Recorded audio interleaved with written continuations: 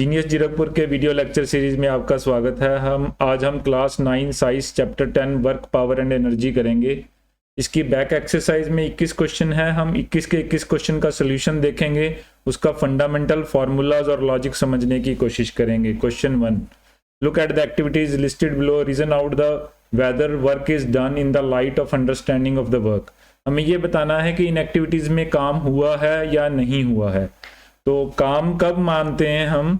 Work is done whenever the condition is satisfied. Following to condition should be satisfied. एक तो body पे force act करनी चाहिए, force act on the body. दूसरा क्या है? The displacement of the body in the direction of the force.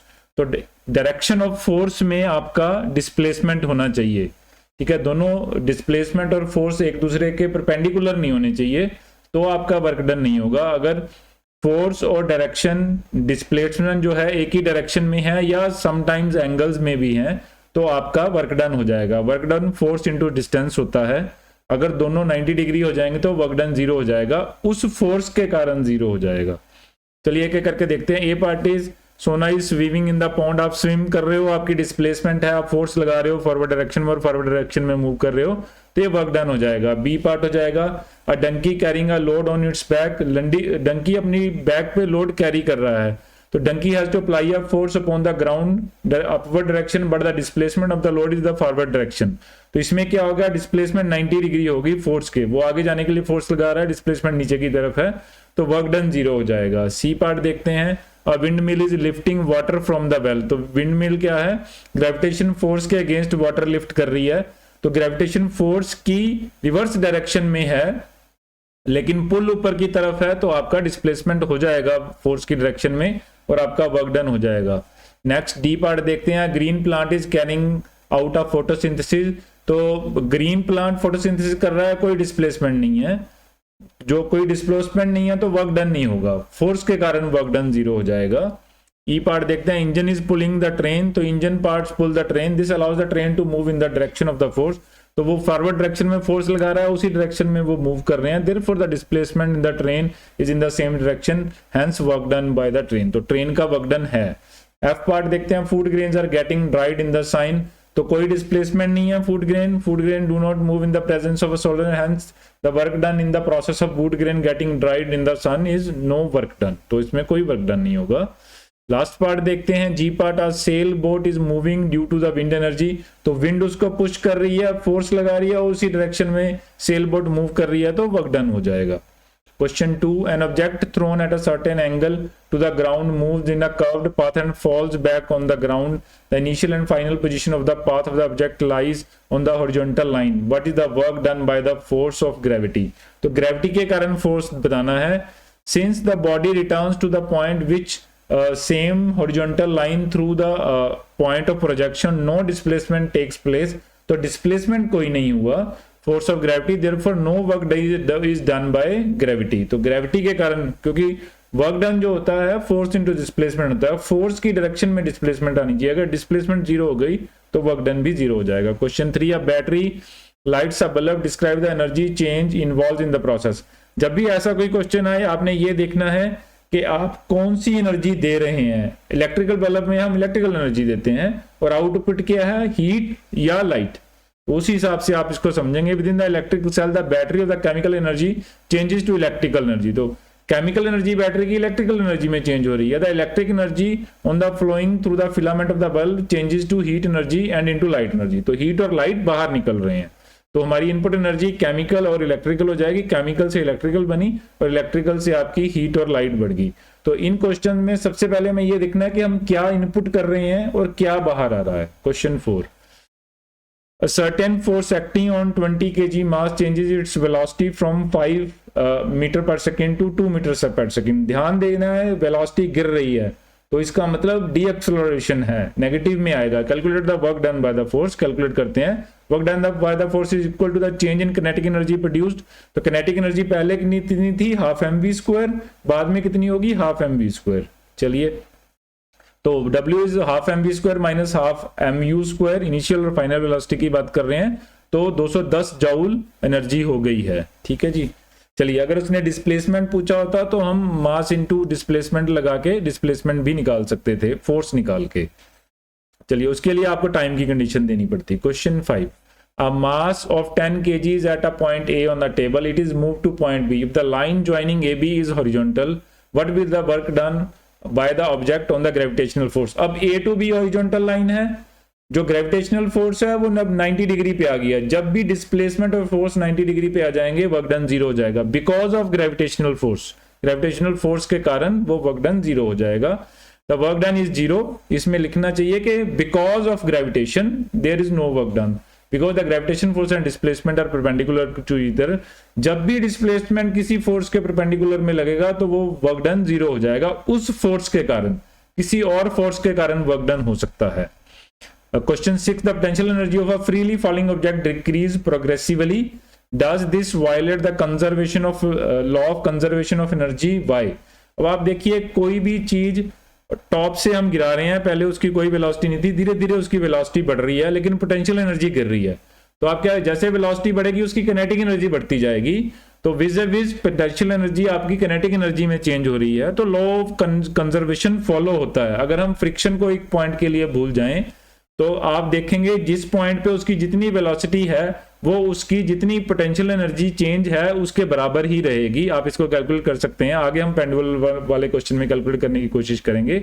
चलिए इसका आंसर देखते हैं। Does not violate the law of conservation of energy whatever is decrease in potential energy due to loss in height, same is the increase in kinetic energy. potential energy mass mgh के बराबर होती है, h is change in height, और kinetic energy half mv square हमने last question में भी देखा उसके बराबर होती है। Question 7, what are the various energy transformation that occurs when you are riding a bicycle? तो बाइसाइकिल करते समय क्या इनपुट एनर्जी है, बॉडी की एनर्जी देते हैं हम, और हम मैकेनिकल एनर्जी मोशन में चेंज हो जाते हैं। देखते हैं, chemical energy of the food changes into heat, then the muscular energy on pedaling, muscular energy change into mechanical energy। आप velocity attain करते हैं तो आपकी kinetic energy बन जाएगी जो कि एक mechanical energy है।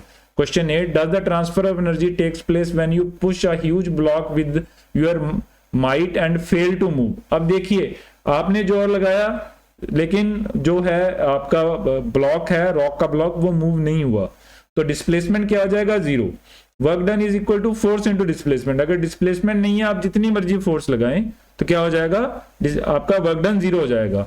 Where is the energy you spend going? तो एनर्जी आप जो स्पेंड कर रहे हैं वो कहां चली गई है, वो वेस्ट हो गई है, वो किसी और फॉर्म में चली गई है। Energy transfer does not take place on a displacement, takes place in the direction of the applied force.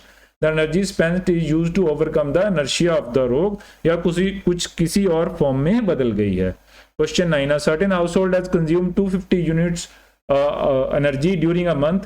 जो घर की एनर्जी का यूनिट होता है that is kilowatt hour. Kilowatt power होती है, आर टाइम होता है। तो नॉर्मली जाउल जो है वो बहुत छोटा यूनिट है, तो घरों की एनर्जी को मेजर करने के लिए हम किलोवाट आर यूज करते हैं। यूनिट की जगह आप किलोवाट आर यूज कर सकते हैं। How much energy it is in joule, तो चेक करते हैं। 250 यूनिट है तो एक यूनिट किलोवाट आवर के बाद है। किलोवाट जो एक जाउल एनर्जी है वो होती है आपकी वॉट इनटू सेकंड। तो हम क्या करेंगे, किलोवाट को पहले वॉट में चेंज करेंगे, किलोवाट को वॉट में चेंज कर देंगे, आर को सेकंड में। एक आर में 60 मिनट होते हैं और एक मिनट में 60 सेकंड, 60 इंटू 60 3600। तो आप ये याद रख लीजिए कि 3.6 मिलियन जाउल होते हैं एक किलोवाट आवर में, या एक यूनिट में जो आप घर पे कंज्यूम करते हो। तो इसको हम मल्टीप्लाई कर लेंगे, मल्टीप्लाई करके आंसर 9 इंटू 10⁸ आ गया है। तो other way round this is 900 millions, तो 900 मिलियंस है ये। चलिए question 10, an object of 40 kg mass is raised to the height of h above the ground, what is the potential energy? Potential energy क्या होती है, mgh। तो g जो है 9.8 है, या 10 ले सकते हैं आप डिपेंडिंग अपॉन द सिचुएशन। तो आप तीनों को मल्टीप्लाई कर देंगे, आपका आंसर मिल जाएगा। If it is allowed to fall kinetic energy when is half way down, तो हमने क्या करना है, हमें पोटेंशियल एनर्जी निकालनी है, तो दोनों को मल्टीप्लाई करके निकालेंगे। हाफ वे डाउन तो आप 2.5 से मल्टीप्लाई कर देंगे, ये हमने आपके करने के लिए छोड़ा है। Question 11, what is the work done by the force of gravity on a satellite moving around the earth, justify your answer. तो what is the work done by the force of gravity on a satellite? तो satellite के ऊपर force कितनी लगेगी? When a satellite moves around the earth then each point of its path the direction of gravitation of a satellite is perpendicular to the direction of displacement. तो हम जानते हैं circular motion में जो सेंट्रीपिटल और centrifugal forces होती हैं वो हमेशा रेडियस के अलोंग लगती हैं और वो डिस्प्लेसमेंट के हमेशा परपेंडिकुलर हो जाएंगी। तो क्या हो जाएगा, hence work done on a satellite by force of gravity is zero. अगर आप रोटेशन में घूमते रहेंगे तो आपके ऊपर कोई ग्रेविटी के कारण वर्क डन नहीं होगा। Question 12, can there be displacement of an object in the absence of force acting on it. क्या अगर कोई डिस्प्लेसमेंट हो रहा है और फोर्स एक्ट नहीं हो रहा है, क्या ये हो सकता है? चलिए इसको डिस्कस करते हैं एक बार। The answer of both is yes and no. Yes, because when object moves in a deep space from one point to another point in a straight line the displacement take place without any application of force. तो displacement हो सकता है लेकिन change in displacement I mean to acceleration नहीं हो सकता, continuous velocity में रह सकता है ऑब्जेक्ट।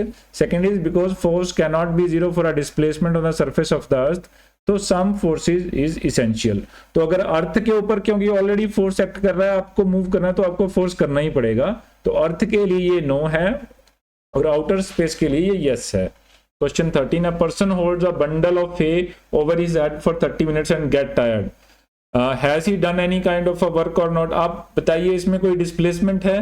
वो सिर्फ खड़ा है। अगर कोई डिस्प्लेसमेंट नहीं है तो कोई वर्क डन नहीं होगा। तो same way the person does not do work because no displacement takes place in the direction of the applied force as force act vertically upward direction. तो कोई भी वर्क डन नहीं है, डिस्प्लेसमेंट नहीं है तो वर्क डन नहीं है। Question 14, an electric heater is rated 1500 watts, तो 1500 वॉट है। How much energy does it uses in 10 hours. तो हमने क्या करना है, वॉट जो होता है जाउल पर सेकंड होता है, वॉट की यूनिट जाउल पर सेकंड है, तो 10 आवर्स को हमने सेकंड में चेंज कर लेना है, या फिर आप किलोवाट आवर में निकाल सकते हो। Energy consumed by electric heater obtained with the help of the expression. तो हम क्या करेंगे, P is equal to W by t, W into t आना चाहिए था ये। चलिए P is 1500 and this is 1.5, तो हम क्या करेंगे पावर इंटू टाइम कर देंगे, ऊपर वाली एक्सप्रेशन चेंज कर लीजिएगा, मल्टीप्लीकेशन है 1.5 इंटू 10, तो इसने किलोवाट आवर में निकाला है। तो किलोवाट आवर एक यूनिट हो जाएगा हमारे घर का। अगर हम इसको जाउल में निकालना चाहते हैं तो 3.6 मिलियन से हम इसको मल्टीप्लाई कर देंगे, तो आंसर इज 15 यूनिट। तो ये 10 घंटे में 15 यूनिट बिजली के कंज्यूम कर लेगा। Question 15, illustrate the law of conservation of energy discussing the energy changes which occur when we draw a pendulum bob from one side and allow it to oscillate। अब आप देखिए पहली फिगर में top में आपने एक टॉप पोजीशन पे pendulum को छोड़ दिया है, तो पेंडुलम अपनी मीन पोजीशन पे आता है और फिर दूसरी तरफ टॉप पोजीशन पे जाता है। तो इट मींस क्या है कि पहले उसके पास पोटेंशियल एनर्जी थी, मीन पोजीशन में काइनेटिक एनर्जी हो गई मैक्सिमम, लेकिन टॉप पोजीशन पे जाता है तो अपनी वो वेलोसिटी रिवर्स कर रहा है। तो इसका मतलब ये है कि टॉप पोजीशन के उसके पास वेलोसिटी थी किसी एक डायरेक्शन में, फिर वेलोसिटी जीरो हुई, जब वेलोसिटी जीरो होगी तो काइनेटिक एनर्जी जीरो हो जाएगी। तो आप देखिए नीचे वाली एक्सप्रेशन, नीचे वाली फिगर में काइनेटिक एनर्जी जीरो हो गई है। तो इस ऑसिलेशन में हर पॉइंट पे काइनेटिक एनर्जी पोटेंशियल एनर्जी में चेंज होती जा रही है और पोटेंशियल एनर्जी काइनेटिक एनर्जी में चेंज होती जा रही है। तो एक्सट्रीम पोजीशंस पे दोनों राइट टॉप पे और लेफ्ट टॉप पे मैक्सिमम पोटेंशियल एनर्जी है और मीन पोजीशन पे मैक्सिमम काइनेटिक एनर्जी है। तो ये इसका एक्सप्रेशन है। एक बार आगे देखते हैं क्या कह रहा है। Why does bob eventually come to rest. अब बॉब रेस्ट में क्यों आ रहा है, क्योंकि एयर का फ्रिक्शन है, एयर का फ्रिक्शन है और वायर का टेंशन है। वायर के टेंशन को हम निगलेक्ट कर देते हैं फॉर द टाइमिंग, लेकिन एयर का फ्रिक्शन है, तो एयर में वो ट्रेवल कर रहा है, तो फ्रिक्शन के कारण हर ऑसिलेशन में उसका एनर्जी डिसिपेट हो रहा है in the form of heat. What happens to its energy eventually धीरे धीरे करके उसकी सारी एनर्जी खत्म हो जाएगी। Is it a violation of law of conservation of energy? पहले पॉइंट में हमने पोटेंशियल एनर्जी दी है जो काइनेटिक एनर्जी में चेंज होती है, तो वहां भी लॉ वायलेशन नहीं है। सेकंड पॉइंट में इवेंचुअली वो रेस्ट पे आ जाता है, वहां भी वायलेशन नहीं है, क्योंकि जितनी हमने पोटेंशियल एनर्जी दी थी वो सारी की सारी फ्रिक्शन के कारण हीट में चेंज हो गई है। एक बार इसका आंसर पढ़ लेते हैं। When the pendulum wall is pulled, the energy supplied is stored in the form of potential energy on the account of higher position. तो P is equal to mgh हो जाएगा, जितनी हाइट हमने दी है उसको। When the pendulum is released, so it starts moving towards, then P changes to kinetic energy. Mean position तक पहुंचेगा तो मैक्सिमम kinetic energy आ जाएगी, फिगर में दिखाया गया है। चलिए next, as the pendulum move toward the extreme right the kinetic energy changes into potential energy. तो दोनों extreme right extreme left position पे मैक्सिमम पोटेंशियल एनर्जी है और मीन पोजीशन पे मैक्सिमम काइनेटिक एनर्जी है। Eventually bobs come to rest because during the each oscillation part of energy possessed by it is transferred to air in overcoming friction. तो friction कर रहा है, तो आप सेम चीज अगर आप टेस्ट करेंगे, इसको पानी में टेस्ट कीजिए, क्योंकि पानी की डेंसिटी ज्यादा होती है तो वहां जल्दी रेस्ट में आ जाएगा। बॉब क्यों जल्दी रेस्ट में आ जाएगा? क्योंकि वहां पे फ्रिक्शन ज्यादा है, डेंसिटी ज्यादा है पानी की एयर से, तो वहां पे रेस्ट जल्दी में आ जाएगा बॉब, क्योंकि फ्रिक्शन बढ़ गया है। चलिए, so that this energy is dissipated in the air, law of conservation is not violated because energy merely changes its form and is not destroyed। तो एक फॉर्म से दूसरे फॉर्म में चेंज हो गया। Question 16, an object of mass m is moving at a constant velocity v, how much work is it should be done on an object to bring to the rest position। तो अगर कोई m मास v velocity से जा रहा है तो हमें यह बताना है कितना वर्क डन करना पड़ेगा उसको, उसकी v को जीरो करने के लिए। v को जीरो करने का मतलब है कि अब उसकी काइनेटिक एनर्जी कितनी है, हाफ एम वी स्क्वायर। बाद में काइनेटिक एनर्जी कितनी हो जाएगी, हाफ एम इंटू जीरो, तो वो जीरो हो जाएगी। तो अब की जितनी काइनेटिक एनर्जी है उतना वर्क डन चाहिए। चलिए निकालने की कोशिश करते हैं। तो kinetic energy of an object of mass moving with velocity v is expression half m v square to bring the object to rest, equal amount of work is required to be done.